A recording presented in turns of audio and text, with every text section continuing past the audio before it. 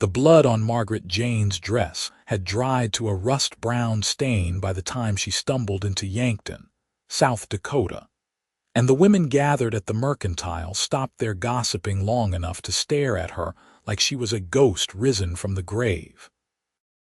It was the spring of 1876, and the Dakota Territory was still raw and unforgiving, a place where survival mattered more than propriety. But these women had never learned that lesson because their husbands kept them safe behind picket fences and parlor curtains. Margaret did not stop to explain herself, did not pause to defend the decision that had brought her here with nothing but the clothes on her back and a bruised jaw that throbbed with every step. She had left her husband in the middle of the night 3 days ago, and she knew what they would say about her, knew the words they would whisper when they thought she could not hear. Crazy, ungrateful, foolish woman who did not know her place, but Margaret Jane was none of those things. She was a survivor, and survival sometimes meant running when staying would kill you. The Mercantile door creaked as she pushed it open, and the proprietor, a round-faced man with wire-rimmed spectacles, looked up from his ledger with an expression that shifted from curiosity to concern in the span of a heartbeat. "Miss, are you all right?" "I need supplies," Margaret said, her voice steadier than she felt. "Food, water, and directions to the nearest ranch that might be hiring. Hiring." The man set down his pencil, his eyes traveling over her torn dress and the way she held her left arm close to her body, protecting ribs that screamed with every breath. "Miss, perhaps you should see the doctor first." "I cannot afford a doctor." Margaret stepped closer to the counter, drawing herself up to her full height despite the pain. "I can work. I am strong and I learn quickly. I just need someone willing to give me a chance." The Mercantile owner opened his mouth to respond, but the door behind Margaret swung open again, and a man walked in, his boots heavy on the wooden floor. She turned instinctively, and her breath caught in her throat because she had never seen anyone quite like him before. He was tall, lean in the way men became when they spent their lives working under the sun, and his face was weathered but kind, with eyes the color of storm clouds over the prairie. He wore a dusty hat pushed back on his head, and his worn leather vest bore the marks of hard use. A cowboy, she thought, one of the men who drove cattle across the territory and lived by their own rules. He looked at her, really looked at her, and Margaret saw something in his expression that she had not seen in years. Recognition, not of who she was, but of what she had survived. "Excuse me, madam," he said, tipping his hat in a gesture that was both courteous and natural. His voice was deep, rough around the edges like gravel in a stream. "Did not mean to interrupt." "You are not interrupting," Margaret said, though her heart was racing for reasons she could not quite name. "I was just leaving. Hold on." The cowboy turned to the Mercantile owner. "Henry, did this lady say she was looking for work?" Henry adjusted his spectacles, glancing between them. "She did, Grant, but I am not sure what kind of work a woman in her condition should be doing. Her condition seems to be that she needs a job and a safe place to land," Grant said, and there was an edge to his voice that made Henry straighten up. "My ranch could use an extra set of hands. The cook quit 2 weeks ago, and my men are about ready to mutiny over burnt beans and tough biscuits." Margaret stared at him. "You are offering me a job. You do not even know me." "I know enough," Grant said, and his eyes held hers. "I know you walked into town looking like you have been through hell, and instead of asking for charity, you are asking for work. That tells me everything I need to know about your character." "People will talk," Margaret said quietly. "A woman working on a ranch full of men. Let them talk." Grant's expression did not change. "I have a foreman, his wife, and 2 other families who live on the property. You will have your own cabin, separate from the bunkhouse. The pay is fair and the work is honest. If you want it, It is yours." Margaret felt something crack open inside her chest, a space where hope had not lived in so long she had forgotten what it felt like. "Why would you do this for a stranger?" Grant was quiet for a moment, and when he spoke again, his voice was softer. "Because I have seen that look before. The one that says, you have been running from something that would have killed you if you stayed. And I figure anyone brave enough to run deserves a chance to catch their breath." The women outside were still staring when Margaret walked out of the mercantile with Grant Prescott, and she knew exactly what they were thinking. She could feel their judgment like a physical weight, pressing down on her shoulders, trying to make her small again. But Grant walked beside her with an easy confidence, leading her to a wagon hitched outside the general store, and when he helped her up onto the seat, his hand was steady and warm. "They think I am crazy," Margaret said as Grant climbed up beside her and took the reins.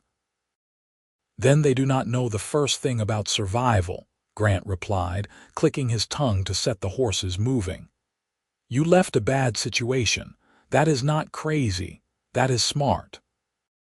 Margaret turned to look at him, this stranger who had just changed the course of her life with a simple offer, and she felt tears prick at the corners of her eyes. She blinked them back, refusing to let them fall. She had cried enough in the years since she had married Richard Jonathan, cried until she had no tears left, and she would not waste any more on the past. The ride out to Grant's ranch took the better part of an hour, and he did not press her for information she was not ready to give. Instead, he talked about the land, pointing out landmarks and telling her about the cattle operation he ran with his small crew. He had inherited the ranch from his father 5 years ago, he explained, and had been building it up slowly, carefully, making sure he did not overextend himself the way so many others had. He spoke with pride but without arrogance, and Margaret found herself relaxing despite the pain in her ribs and the exhaustion that pulled at her bones. The ranch, when they arrived, was more substantial than she had expected. The main house was a sturdy 2-story structure with a wide porch, and there were several outbuildings scattered across the property, including a large barn, a bunkhouse, and 3 smaller cabins. Cattle grazed in the distance, and she could see men working near the corral, their voices carrying on the wind. Grant pulled the wagon up in front of one of the cabins and set the brake. "This will be yours," he said, hopping down and coming around to help her. "It is not fancy, but it is clean and dry. The foreman's wife, Sarah, left some linens and basic supplies inside yesterday when I mentioned I might be bringing someone on." "You were that certain I would say yes?"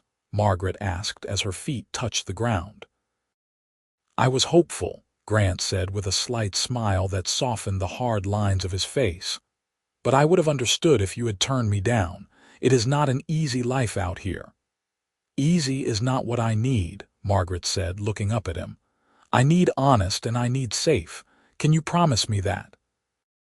Grant's expression grew serious. "I can. My men know how I expect them to behave, and they know the consequences if they step out of line. You will be treated with respect here, or they will be looking for work elsewhere. You have my word on that." Margaret nodded, and something in her chest loosened just a fraction. "Then I accept your offer, Mr. Prescott, and I will work harder than anyone you have ever hired." "I believe you," Grant said. "And please call me Grant. We do not stand on ceremony much out here." The cabin was small but well built, with a single room that contained a narrow bed, a potbelly stove, a table with 2 chairs, and a chest of drawers. Someone had left wildflowers in a jar on the table, and fresh linens were folded neatly on the bed. It was more than Margaret had dared to hope for, and she had to swallow hard against the lump in her throat. "I will let you get settled," Grant said from the doorway. "When you are ready, come up to the main house. Sarah will show you the kitchen and go over what needs to be done." We eat early out here, breakfast at 5, dinner at noon, supper at 6. If that is too much for today, just rest. You can start fresh tomorrow." "I will be there within the hour," Margaret said, setting her small bundle of belongings on the bed. "I am not afraid of hard work." "I did not think you were," Grant said, and then he was gone, leaving her alone in the quiet cabin. Margaret sank down onto the bed and let herself breathe, really breathe, for the first time in 3 days. Her body ached, her jaw throbbed, and her ribs protested every movement, but she was here. She was away from Richard Jonathan and his fists, away from the house that had become a prison, away from the man who had promised to love and cherish her, and had instead tried to break her spirit piece by piece. She had left with nothing, had walked away from everything she had known because staying would have meant dying, either by his hand or by the slow erosion of everything that made her who she was. She had known they would call her crazy. Her own mother had said as much when Margaret had tried to explain the bruises, the broken promises, the nights she had lain awake wondering if this would be the time he went too far. A wife's place was with her husband, her mother had said. Marriage was sacred, and a woman did not just walk away because things got difficult. But there was a difference between difficult and dangerous, and Margaret had finally learned that lesson. She had waited until Richard Jonathan was passed out drunk, had packed what little she could carry, and had walked out into the night with nothing but the stars to guide her. She had walked for 3 days, hiding during the daylight hours, moving only when she thought it was safe, until she had reached Yankton and the hope of a new beginning. And now she was here, in this cabin on this ranch, working for a man who had looked at her and seen strength instead of shame. Margaret stood, wincing at the protest from her ribs, and went to the small mirror hanging on the wall. Her reflection was not pretty. Her dark hair was tangled and matted, her face was pale except for the purple bruise along her jaw, and her brown eyes looked haunted. But she was alive, and that was enough. She used the water from the pitcher on the table to wash her face and hands, then did her best to tame her hair into a respectable braid. The dress she wore was ruined, but it was all she had, so she brushed off as much dirt as she could and straightened her shoulders. She would earn money here, she told herself. She would earn enough to buy new clothes, to build a new life, to become someone other than Richard Jonathan's broken wife. The main house was warm and welcoming, with a large kitchen that smelled of bread and coffee. Sarah, the foreman's wife, was a sturdy woman in her 40s with kind eyes and capable hands. She took one look at Margaret and immediately pulled out a chair. "Sit down before you fall down," Sarah said firmly. "Grant told me you walked here from wherever you came from, and you look like you have been through the ringer. Let me get you some food, and then we will talk about the cooking." "I can start working now," Margaret protested, but Sarah waved her off. "You will start when I say you are ready, and right now you need food and rest. I have been managing the kitchen well enough for the past 2 weeks, and another few hours will not make a difference."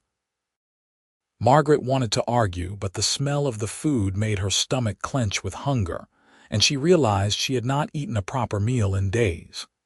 She sat, and Sarah placed a plate in front of her loaded with beans, cornbread, and a thick slice of ham. It was simple fare, but it tasted like heaven, and Margaret had to force herself to eat slowly instead of devouring it like a starving animal. "Grant is a good man," Sarah said, sitting down across from her with a cup of coffee. "He does not always think things through, and he has a habit of bringing home strays, but his heart is in the right place. If he offered you this job, it is because he believes you deserve it." "I will not let him down," Margaret said between bites. "I am a good cook, and I am willing to learn whatever else needs doing." "I believe you," Sarah said, studying her with shrewd eyes. "And I am not going to ask questions you are not ready to answer, But I will say this, whatever you left behind, it stays behind.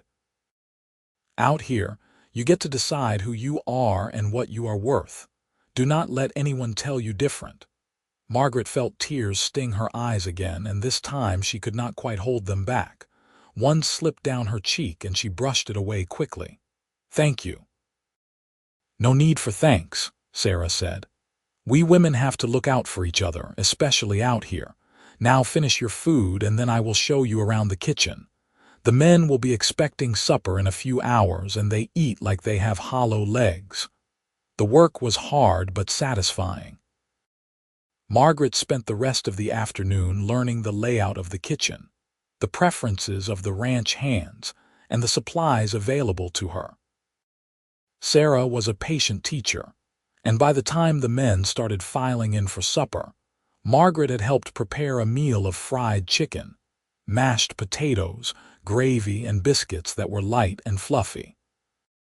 The men were boisterous and hungry, and they attacked the food with enthusiasm that would have been frightening if it had not also been so genuine. Grant came in last, his hat in his hands, and his eyes found Margaret immediately. "How are you holding up?" "Better than I expected," Margaret admitted, wiping her hands on the apron Sarah had lent her. "The work is good. It feels good to be useful." "You are more than useful," Grant said, taking a plate and serving himself. "This food looks better than anything we have had in weeks. The men are going to love you." "Let us see if they still love me after they taste it," Margaret said, but there was a lightness in her voice that surprised her. She had not felt anything close to happiness in so long that she had almost forgotten what it felt like. The men did love the food, and they made sure Margaret knew it, calling out their thanks as they finished their plates and came back for seconds. She found herself smiling despite her exhaustion, and when she caught Grant watching her from across the room, he smiled back in a way that made her heart skip. After supper, Margaret helped Sarah clean up the kitchen, and then she made her way back to her cabin as the sun set over the prairie. The sky was painted in shades of orange and pink, and the air was cool and sweet. She stood on the small porch for a moment, breathing in the freedom of it all, and she felt something shift inside her. She was not safe yet, not completely, but she was on her way. And that was more than she had dared to hope for just a few days ago. The first few weeks on the ranch passed in a blur of hard work and slow healing. Margaret rose before dawn each morning to prepare breakfast for the men, spent her days cooking, cleaning, and learning the rhythms of ranch life, and fell into bed each night, too exhausted to dream. Her ribs healed slowly. The bruise on her jaw faded from purple to yellow to nothing, and she began to put on weight as she ate regular meals for the first time in months. Sarah became a friend, teaching her not just about cooking but about the land, the animals, and the people who made their lives here in the Dakota Territory. And Grant was always there, a steady presence that Margaret found herself looking forward to more than she wanted to admit. He checked on her every day, making sure she had everything she needed, and he always spoke to her with respect and kindness.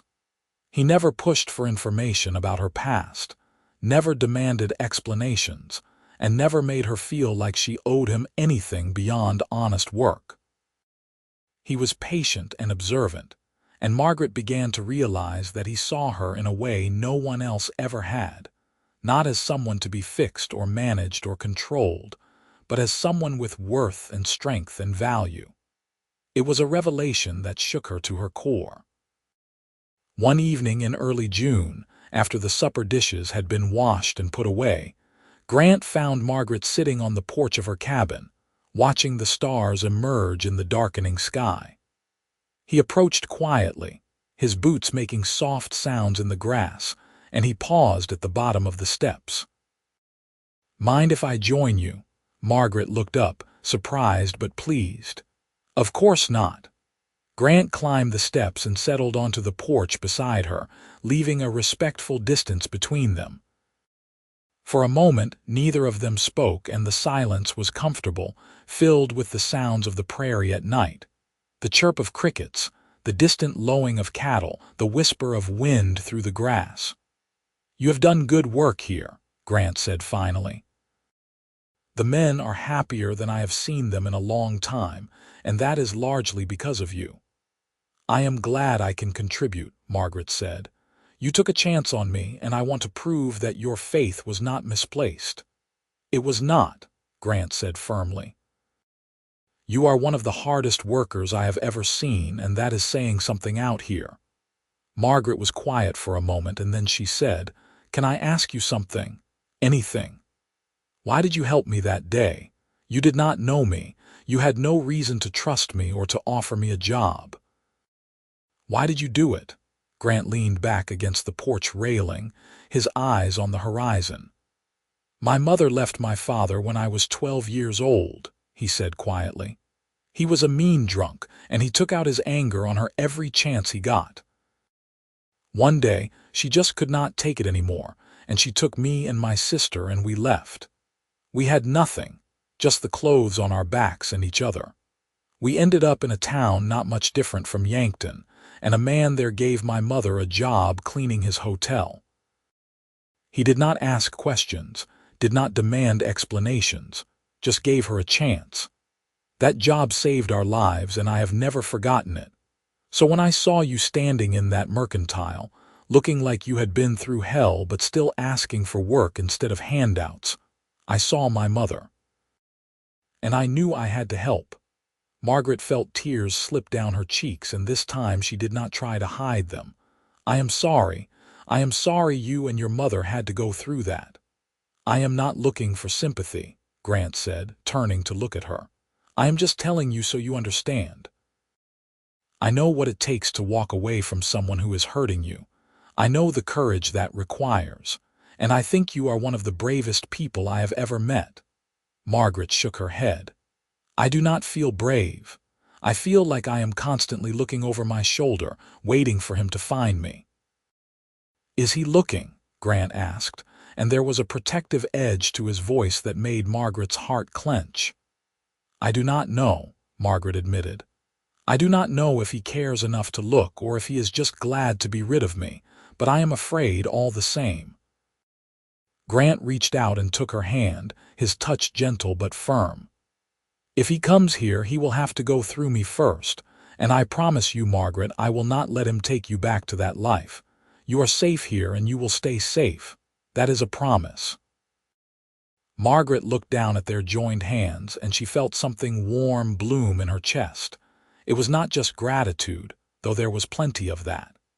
It was something deeper, something that scared her because she had sworn she would never trust a man again. But Grant was different. He had proven that over and over in the weeks she had been here, and she was beginning to believe that maybe, just maybe, not all men were like Richard Jonathan. "Thank you," she whispered, "for everything." Grant squeezed her hand gently and then let go, standing up. "Get some rest. Tomorrow is going to be a long day. We have a group coming in to help with the branding, and they will be hungry as bears." Margaret watched him walk away, and she sat on the porch for a long time after he was gone, thinking about courage and safety and the unexpected kindness of a cowboy who had seen her pain and offered her hope instead of judgment. The summer days grew longer and hotter, and the work on the ranch intensified as calving season gave way to branding and the preparation for the cattle drive to market.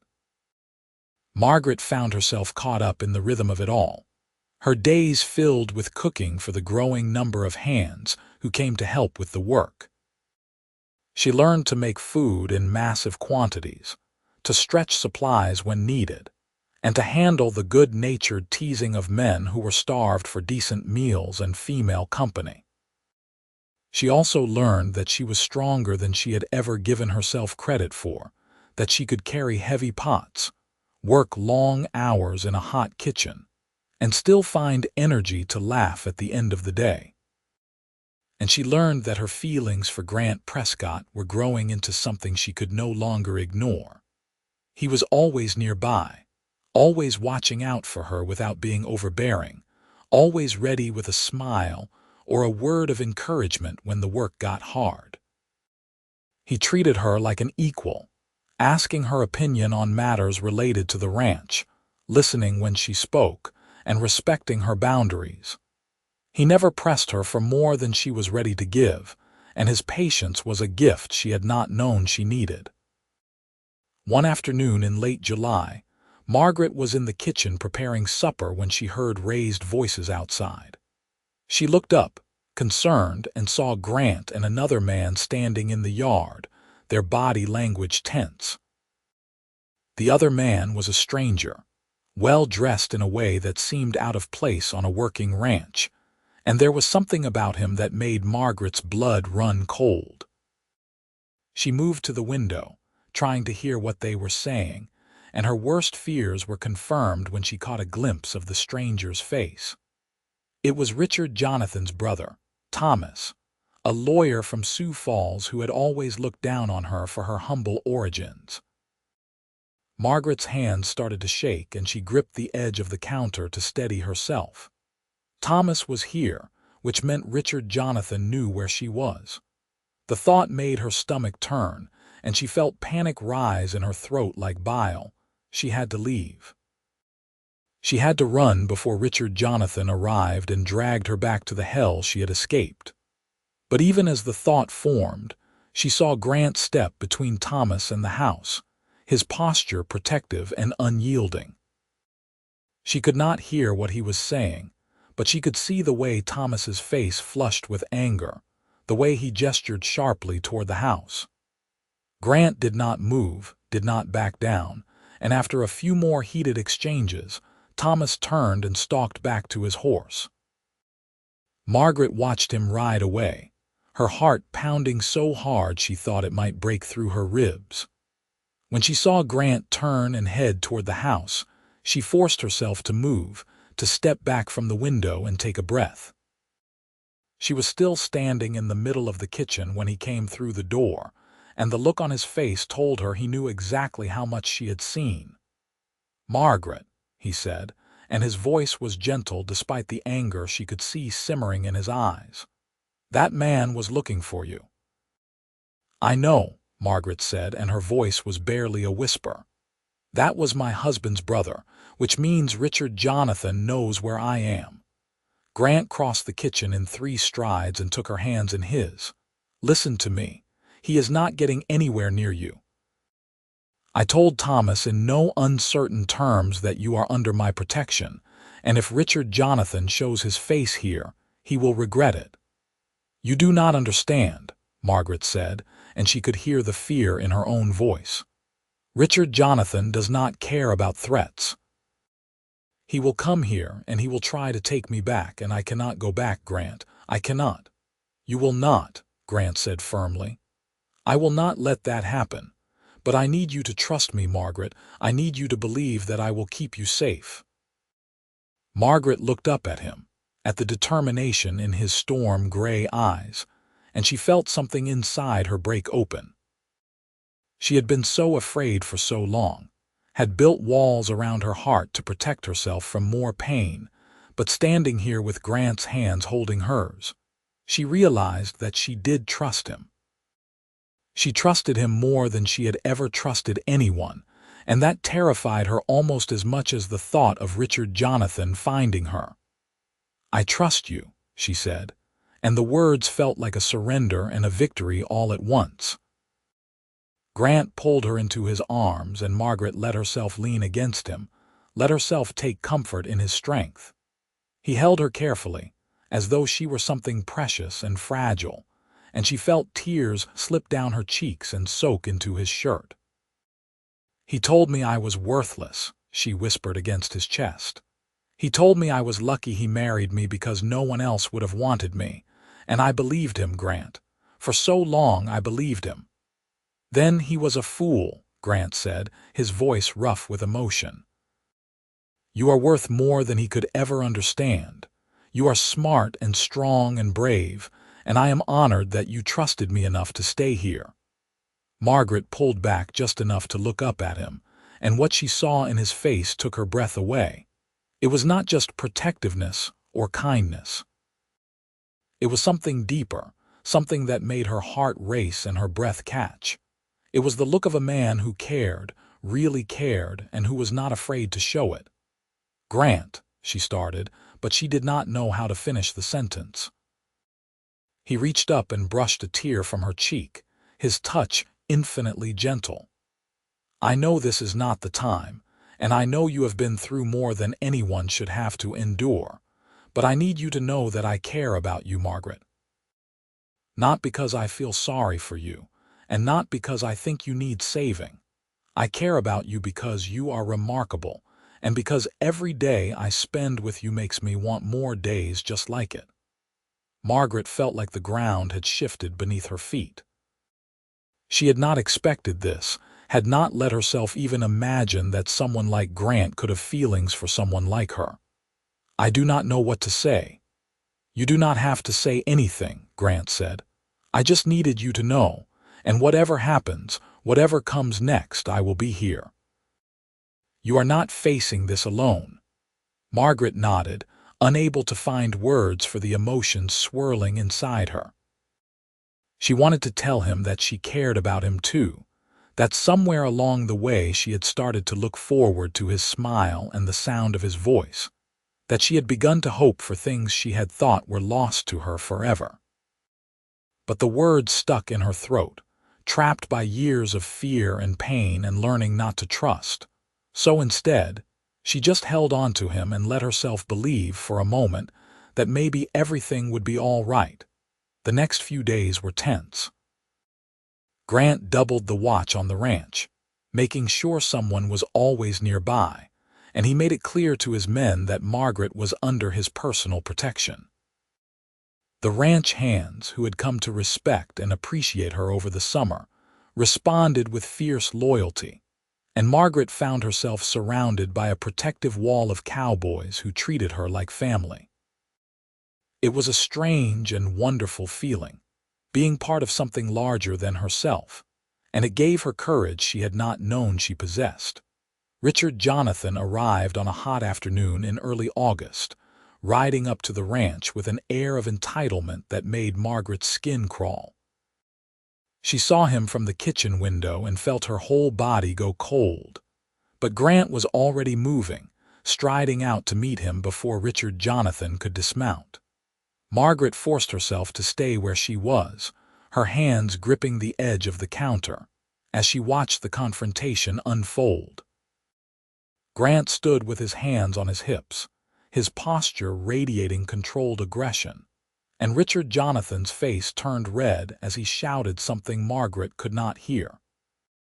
She saw Grant shake his head, saw him point back toward the road, and she saw the moment when Richard Jonathan realized he was not going to get what he wanted. Her husband, the man who had terrorized her for 3 years, looked smaller somehow, less intimidating when faced with someone who would not back down. He shouted some more, his face contorted with rage, but Grant did not move, and after what felt like an eternity, Richard Jonathan climbed back on his horse and rode away. Margaret was shaking when Grant came back inside, her breath coming in short gasps that made her lightheaded. Grant took one look at her and pulled her into his arms, holding her tightly as she fought to regain control. "He is gone," Grant said into her hair, "and he will not be back. I made sure of that." "What did you say to him?" Margaret asked, her voice muffled against his chest. "I told him that you were not his property, and that if he set foot on my land again, I would have him arrested for trespassing. I also told him that if he tried to force you to go back with him, I would make sure every person in the territory knew what kind of man he really was." Grant pulled back just enough to look down at her. "He is a coward, Margaret. Bullies always are, and when faced with someone willing to stand up to them, they fold." "He will not just give up," Margaret said, but there was less certainty in her voice than before. "Maybe not," Grant agreed. "But he knows now that you are not alone, and that makes all the difference." He cannot hurt you here, and he cannot force you to go back. You have people who care about you, and we will not let him take you." Margaret looked up at Grant, at the fierce protectiveness in his eyes, and she felt something shift inside her. The fear was still there, but it was no longer the only thing she felt. There was also hope and gratitude, and something deeper that she was finally ready to name. "I love you," she said, and the words came out in a rush, surprising them both. "I know it is too soon, and I know I have no right to feel this way after everything that has happened, but I do. I love you, Grant Prescott, and I am tired of being afraid to say it." Grant's face transformed, the hard lines softening into something tender and joyful. "You have every right to feel however you want to feel," he said, cupping her face in his hands. "And for the record, I love you too. I have loved you since the day you walked into that mercantile looking like you would fight the world if you had to. You are the strongest, bravest, most amazing woman I have ever met, and I would be honored if you would let me spend the rest of my life proving that to you." Margaret laughed, a sound that was half sob, half pure happiness. "Yes, yes, I want that, I want all of it." Grant kissed her then, and it was nothing like the kisses she had endured with Richard Jonathan. It was gentle and sweet and full of promise, and Margaret felt like she was coming home after a long and terrible journey. When they finally pulled apart, both of them were smiling, and the kitchen was filled with a warmth that had nothing to do with the summer heat. "So what happens now?" Margaret asked, still a little breathless. "Now we live," Grant said simply. "We work, and we build a life together, and we do not let the past define us. We decide who we are and what we want, and we do not apologize for it." "I like the sound of that," Margaret said, and she meant it with every fiber of her being. The months that followed were the happiest of Margaret's life. She and Grant were married in a simple ceremony in Yankton in September, with Sarah and the ranch hands as witnesses, and Margaret took Grant's last name with a sense of pride and joy she had never felt with her first marriage. She was Margaret Prescott now, and that name meant freedom and safety and love. They moved into the main house together, and Margaret threw herself into making it a home. She sewed curtains, planted a garden, and filled the rooms with warmth and laughter. Grant was an attentive and loving husband, always making sure she felt valued and heard, and he never once raised his voice or his hand to her. He was patient with her fears, understanding when she flinched at sudden movements or woke from nightmares, and he never made her feel weak for the scars Richard Jonathan had left behind. Richard Jonathan did try to come back once more in late October, but this time Grant was ready.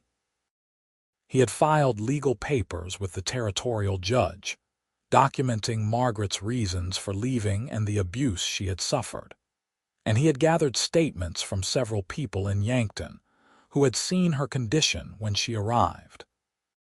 When Richard Jonathan showed up demanding his wife, Grant handed him the papers and told him that if he did not leave immediately, he would be arrested. Margaret watched from the house, her heart in her throat, but Richard Jonathan looked at the papers, looked at Grant's unyielding face, and turned his horse around without another word. She never saw him again. Winter came to the Dakota Territory with a vengeance, blanketing the prairie in snow and driving the temperatures down until the air itself seemed to freeze. But inside the ranch house, Margaret and Grant built a life filled with warmth and love. They spent long evenings by the fire, talking about their dreams and their pasts, learning each other in ways that went beyond words. Grant told her about his childhood, about the years he had spent working other people's ranches before inheriting his father's land, and about the loneliness he had felt before she came into his life. Margaret told him about her own childhood, about the parents who had pushed her into marriage with Richard Jonathan, because they thought it would give her security, and about the slow realization that she deserved more than what she had been given. They learned to laugh together, to tease each other, and to find joy in the small moments that made up their days. Margaret discovered that she was good at more than just cooking, that she had a head for numbers and a talent for organizing the ranch's accounts. Grant encouraged her to take on more responsibility, and by spring, she was managing the books and helping to make decisions about the operation. She felt useful and valued in a way she never had before, and it transformed her from the inside out. In the spring of 1877, Margaret discovered she was pregnant, and the news filled both her and Grant with a joy that was almost overwhelming. Grant was attentive to the point of being overprotective, and Margaret had to remind him gently that she was not fragile, that pregnancy was a natural part of life. But she loved him for his concern, loved the way he would rest his hand on her growing belly and talk to their baby as though it could already hear him. Their son was born in late November, a healthy boy with Grant's gray eyes and Margaret's dark hair. They named him Samuel, after Grant's grandfather, and he was the most beautiful thing Margaret had ever seen. Holding him in her arms for the first time, she felt a completeness she had never known, a sense that she had finally found the place where she belonged. Grant was a devoted father, waking with her in the night to help with feedings, changing diapers without complaint, and spending every spare moment marveling at their son. Watching him with Samuel, Margaret fell in love with him all over again, and she thanked God every day for the chance encounter in the mercantile that had brought them together. The years passed in a rhythm of hard work and deep contentment. Samuel grew into a bright and curious toddler, and in 1879, Margaret gave birth to twin girls, Anna and Elizabeth, who filled the house with chaos and laughter. Grant expanded the ranch, hiring more hands and increasing the herd, and Margaret managed the household with the same efficiency she brought to everything else.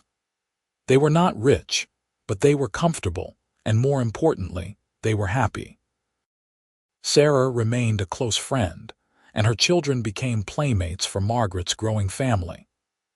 The ranch became a hub of activity, with families living and working side by side, creating a community that was as close as any blood relation. Margaret often thought about how different her life could have been if she had not found the courage to leave Richard Jonathan, and she was grateful every day for the strength she had found within herself. In the summer of 1882, word reached them that Richard Jonathan had died in a barroom brawl in Sioux Falls. Margaret felt a complicated mix of emotions when she heard the news, relief that he could never come after her again, but also sadness for the waste of a life that could have been different if he had chosen a different path. Grant held her as she cried, not for the man Richard Jonathan had been, but for the girl she had been when she married him, the girl who had believed in love and promises, and had learned the hard way that not all vows were kept. But she did not dwell on the past. She had too much to look forward to, too much to be grateful for. Her children were healthy and happy, her husband loved her with a devotion that still took her breath away, and the ranch was thriving. She had built a life from the ashes of her old one, and it was more than she had ever dared to dream. In the spring of 1885, Margaret gave birth to their fourth child, another boy they named William. By this time, Samuel was 7 and already helping with small chores around the ranch, proud to be his father's helper. The twins were 6, wild and adventurous in a way that kept Margaret on her toes, and William was a calm, easy baby who seemed content just to observe the chaos around him. Grant had gone gray at the temples, but he was still strong and vital, still the man who had offered her a job and a chance at a new life all those years ago.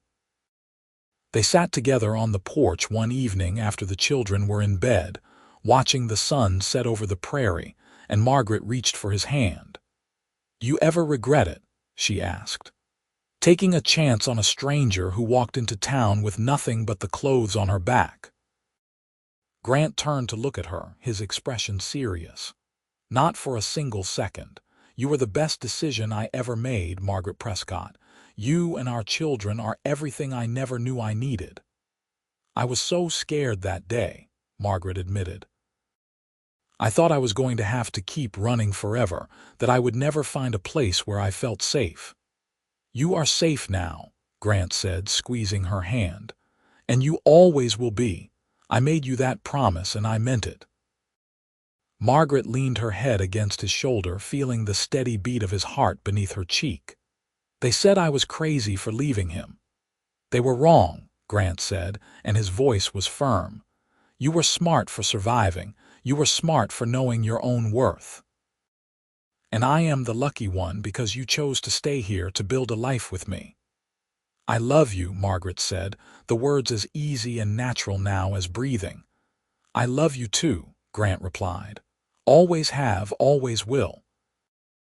They sat together as the stars emerged, one by one, in the vast Dakota sky, and Margaret felt a peace that went bone deep. She had survived the darkness, had walked through fire and come out the other side, and she had built something beautiful from the ruins. Her children would grow up knowing they were loved, that their voices mattered, that they could be anything they wanted to be. And she would spend the rest of her life making sure they understood that strength was not just about surviving, but about choosing to live fully and without fear. The ranch continued to prosper over the next decade. Grant proved to be a shrewd businessman, expanding their operations carefully and building relationships with buyers across the territory. Margaret managed the household and the accounts with skill, and together they created a legacy that would outlast them both. Samuel grew into a young man who shared his father's work ethic and his mother's kindness, and he became Grant's right hand on the ranch. The twins, Anna and Elizabeth, were as different as night and day, but both were bright and capable, and they kept everyone on their toes with their energy and enthusiasm. William was the quiet one, thoughtful and observant, with a talent for working with horses that made even the most experienced cowboys shake their heads in wonder. In 1895, when Margaret was 42 and Grant was 45, they celebrated their 20th wedding anniversary with a party that brought together everyone they cared about.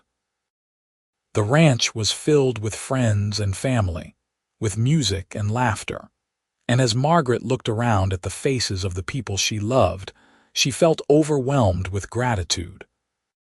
She had come so far from the frightened woman who had stumbled into Yankton all those years ago, and she had Grant to thank for showing her that life could be good, that love could heal, and that surviving was just the beginning. Samuel was 18 now, courting a sweet girl from a neighboring ranch, and Margaret saw in his eyes the same devotion she had found in Grant's.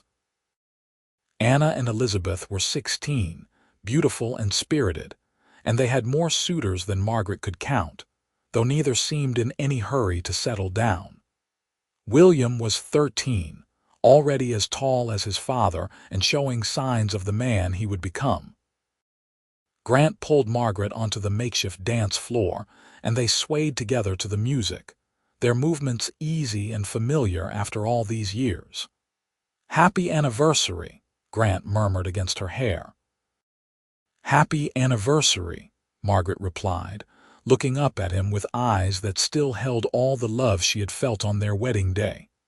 "Thank you for giving me a life worth living." "Thank you for choosing me," Grant said, and he kissed her there in front of everyone, a kiss that was both a promise and a celebration. The years continued to unfold with their share of joys and sorrows. Samuel married his sweetheart in 1896, and they built a cabin on the ranch, making it clear they wanted to be part of the family legacy. Anna married a banker from Yankton in 1898, settling in town but visiting often. And Elizabeth surprised everyone by deciding to become a teacher, studying in Sioux Falls and returning to start a school for the children of the ranch families. William took over the horse breeding program, turning it into one of the most respected operations in the territory. Margaret and Grant grew older together, their hair turning silver, their faces lined with the years, but their love never wavered. They still sat together on the porch in the evenings, still held hands when they walked, still found reasons to laugh even when times were hard. They became grandparents and then great-grandparents, and the ranch was filled with the sounds of children playing, just as it had been when their own were young. In the spring of 1910, Grant fell ill with pneumonia. Margaret nursed him day and night, refusing to leave his side, but the illness was too strong, and he passed away peacefully in their bed with Margaret holding his hand. She was devastated, heartbroken in a way she had not thought possible, but she did not fall apart. Grant had taught her how to be strong, how to survive, and she honored his memory by continuing to live fully, by being there for their children and grandchildren, by keeping the ranch running just as he would have wanted. She lived for another 15 years, surrounded by the family they had built together, and when she passed away in her sleep in the summer of 1925, she was 82 years old and had lived a life beyond anything she had imagined possible. Her children and grandchildren gathered to mourn her, but they also celebrated her, telling stories of her strength and courage, of the way she had rebuilt her life from nothing and created something beautiful. They buried her next to Grant on a hill overlooking the ranch, under a tree they had planted together on their first anniversary. The headstone was simple, bearing her name and the dates of her life, but the epitaph was something Samuel had chosen, words that captured the essence of who his mother had been. She was not crazy. She was brave. She survived and she lived and she loved, and that is everything.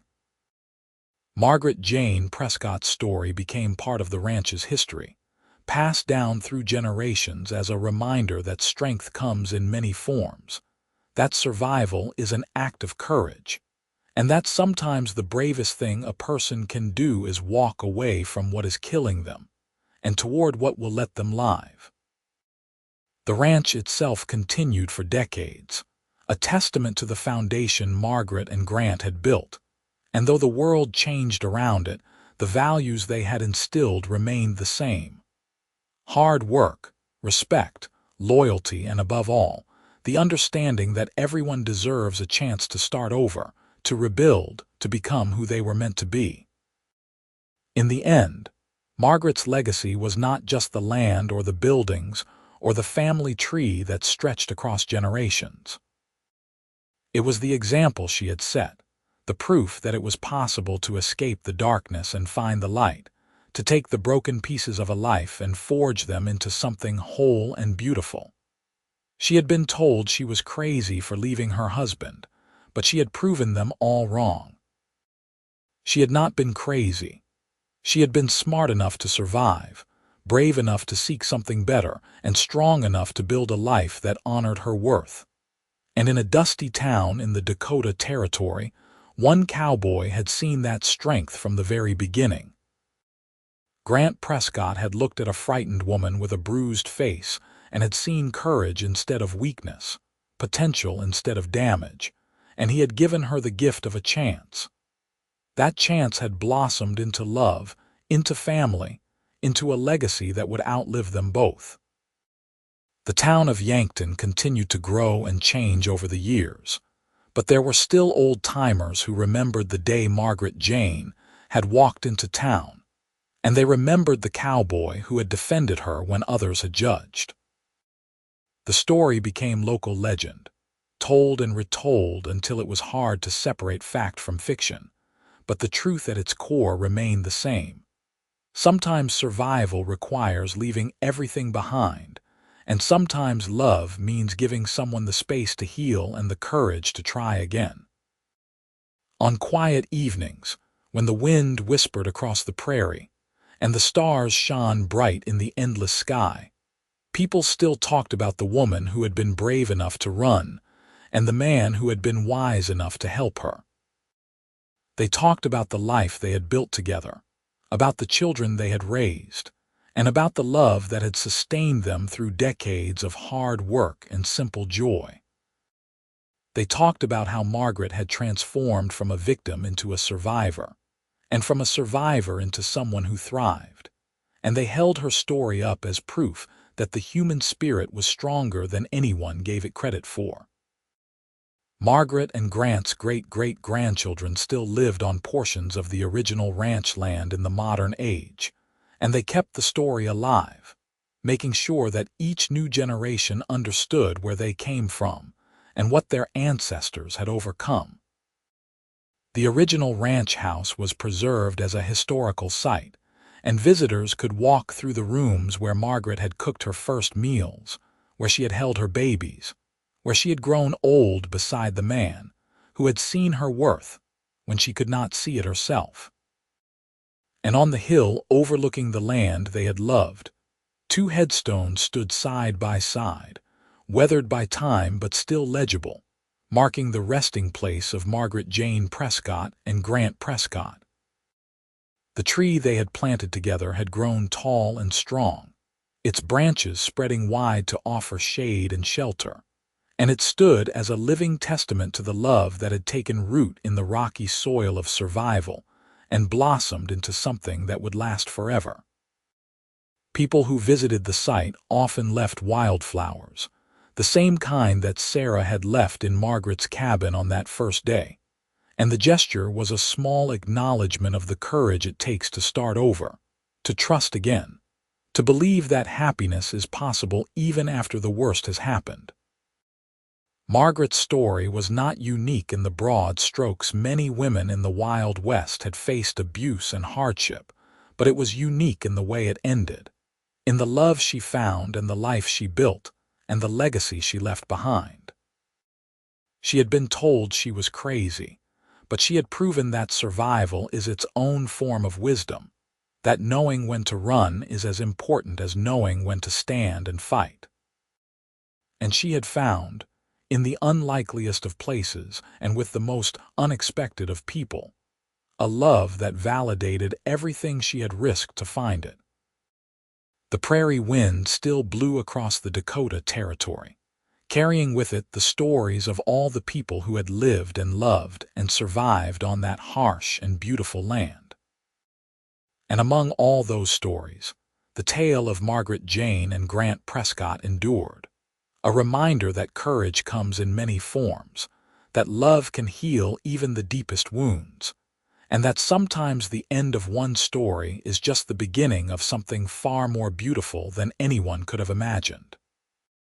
They said she was crazy for leaving her husband. The cowboy said she was smart for surviving.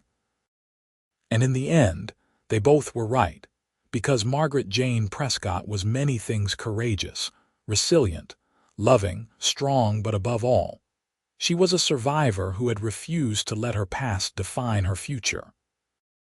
She had taken the broken pieces of her life and rebuilt them into something magnificent, and in doing so, she had shown everyone who came after her that it was possible to escape, to heal, to love again, and to live a life of purpose and joy.